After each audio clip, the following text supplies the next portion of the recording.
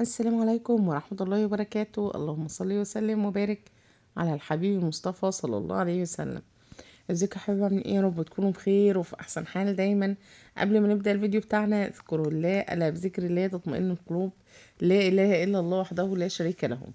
النهارده الفيديو بتاعنا ان شاء الله هيعجبكم كتير قوي وان شاء الله تستفادوا منه. اول حاجة كده الروتين بتاعنا قوي جدا. عملت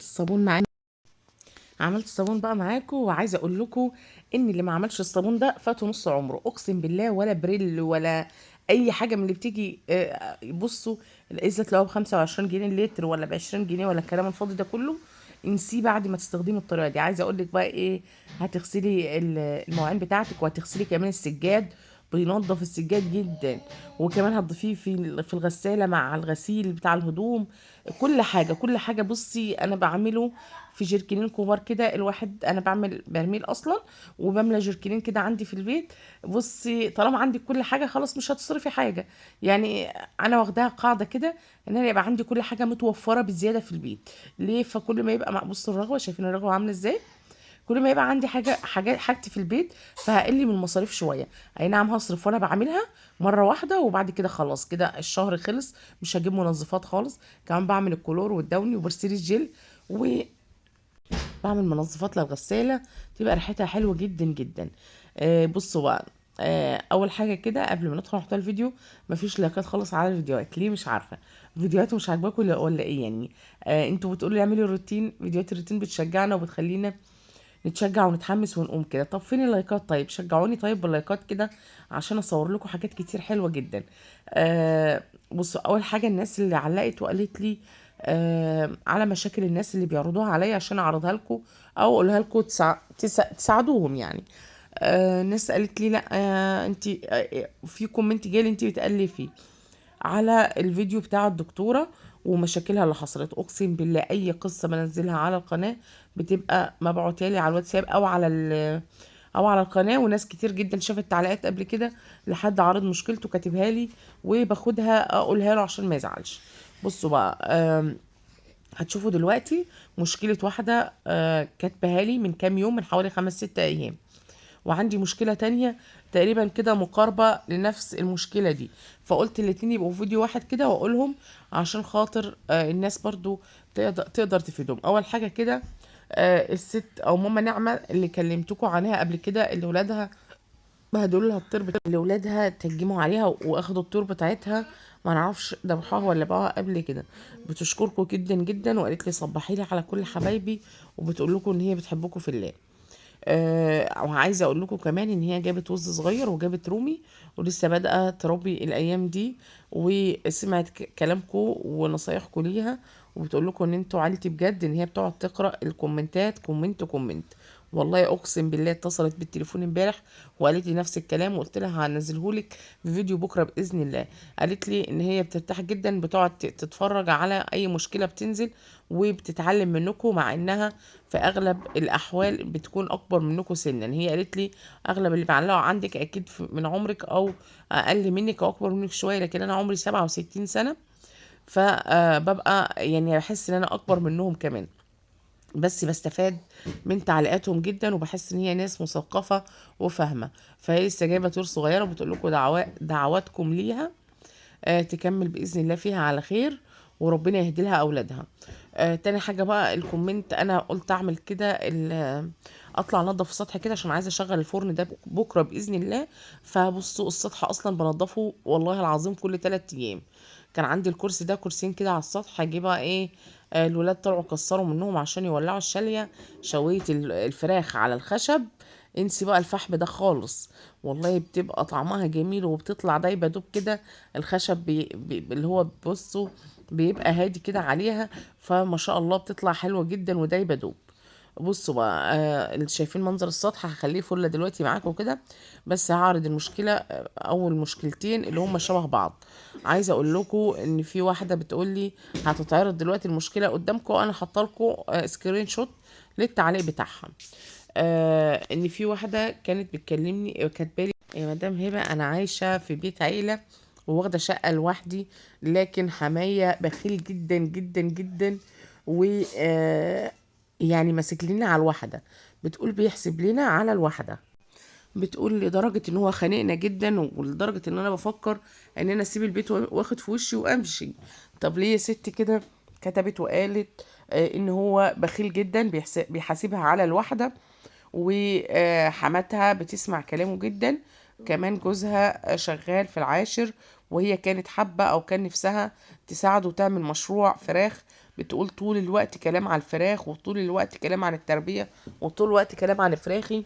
كل كلمة يدخل فيها الفراخ بتاعتي ويدخل فيها حاجتي، لدرجة ان الفراخ بقت تموت لوحدها من كتر كلامه نقى عليها. مش عايزني اربي حاجه في البيت، وتريقه وكلام. معرفش ليه، مع اني نفسي اساعد جوزي يعني، وكمان بيسليلي وقتي ان انا يبقى عندي خير او حاجه في البيت. بتقول انا معزوله في شقه لوحدي، لكن طول الوقت معاهم. فحماتي كمان بتسمع الكلام دايما بتاعه، وتتكلم وتعوم على عومه، لدرجه ان هما مسودين عيشتها يعني. ده اللي فهمته من اللي هيتعرض لكم دلوقتي حالا، من الكومنت بتاعها. تاني حاجة بقى، في واحدة تانية واسمها سعاد. سعاد يعني بصوا عندها 28 سنة ما شاء الله، متجوزة وهي عندها 14 سنة. فبتقول بقالي 14 سنة متجوزة وقاعدة في بيت العيلة.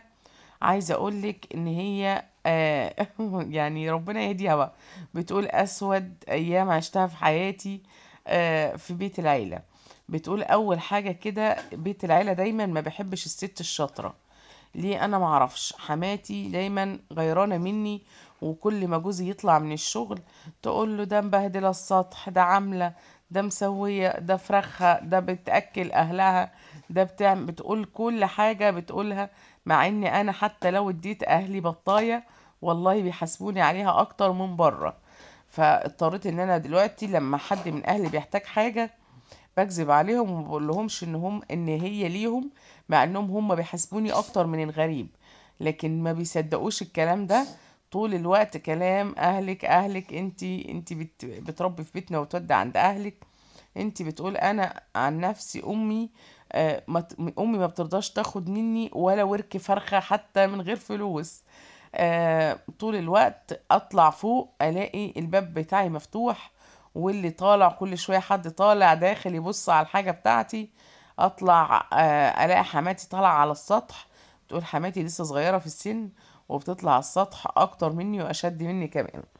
بتقول الاقيها طالعة ولما بيض الفراخ في حجرها، ونازلة اول ما تشوفني تعمل نفسها ان هي كانت بتلمهولي، وتروح مدي خدي يا اختي بيض الفراخ بتاعك اهو، وخدي يا اختي عملتلك بيت عشان تحطي فراخ وتبيض، عملتلكوا بيت عشان مش عارفة ايه. بتقول طول الوقت سمي بدن. بصوا شايفين الكومنت اهو، يا رب يكون واضح. بتقول طول الوقت سمي بدن فيا. وغير كلامها مع جوزي من تحت قبل ما بيطلع لي بلاقي كلام، هو بيطلع يقول لي كل حاجة. يعني بتقول هو بيطلع يقول لي كل حاجة، ده امي كانت بتقول لي كذا، هو انت وديتي فراخ عند اهلك النهارده، هو انت ذبحتي كذا. بتقول انا بحسن نية، فانا بصوا بحسن نية اقوم ذابحه مثلا. ببقى مربيه دوره فراخ تسمين، فتيجي حماتي حشره نفسها في كل حاجه. يعني هي ده كلامها والله، ده كلامها ليا على الواتساب من 5 6 ايام كده. بتقول لي ابقى ذابحه 5 6 فرخات وقاعده انضفهم الاقيها طب عليا بتعملي ايه؟ فانا بحسن نيه اللي هو بذبح 5 فرخات او 6 فرخات لامي. بتعملي لامك؟ اقول لها اشتريتهم مثلا وزنتهم طلعوا قد كده، والفراخ يعني وزنها قد كده وبفلوس قد كده. تقول لي طب كويس، حلو ماشي. ذبحه ذكر بط مثلا لحد من اخواتي بفلوس، يعني كل ده بوزنه وببيعه بفلوس. اصلا انا بربي وبتعب وبطفح الدم، مش هشحت يعني الحاجة اللي طافحة فيها الدم ومتكلفة عليها فلوس قد كده. فهي تاخد الكلام وعلى طول على جوزي، دي بتذبح لاخواتها، دي ذبحة، ده بتربي في بيتي وتودي لاهلها، ده مش عارفة ايه. يطلع جوزي كلمة منه انا ما بستحملش، بقوم متخانقة معاه. دي كلامها وقصتها يعني اللي قالتها. بتقولي مع اني يا مدام هبة مبسوطة جدا من مشروع الطيور، ومبسوطة جدا وحاسة ان بقى في ايدي فلوس دايما ما كانتش في ايدي قبل كده. وباذن الله هعمل زي ما شفتك في الفيديو وقلتي ان انت كنت بتشتري ذهب من 1000 ومن 2000 فبتقول انا فكرت باذن الله عامله جمعيه ب5000 جنيه، بدفع 500 جنيه كل شهر من الفراخ ومن الطيور، واول ما اقبضها 5000 هروح اشتري بيها دهب، اي حاجه مش شرط هو حاجه متعانه وخلاص او حاجه استثمار وخلاص. ده كلامها. بتقول انا مخنوقه ومتضايقه مش عارفه اتصرف معاهم ازاي. بتقول اغلب البيض بتاع الفراخ بتاعي بطلع ما بلاقوهوش. مربيه 60 فرخه وحطاهم على السطوح فوق، وبطلع ما بلاقوهوش مع اني ما بقصرش معاهم. بتقولي اللي عرفني انا ما بشكش في حد، بس اللي عرفني ان البيض بيتاخد. انا كنت نازله كام يوم يعني الاقي 10 بيضات او 15 بيضه، واسيبهم واقول بكره هلم البيض على بعضه، اطلع ما الاقيش ال15 بتوع امبارح، الاقي 6 7 اللي هم بتوع النهارده، وما الاقيش البيض القديم. بتقول انا حترت وغلبت ومش عارفه اعمل ايه، وفي نفس الوقت ما عنديش حل تاني غير ان انا اقعد معاهم في المكان ده.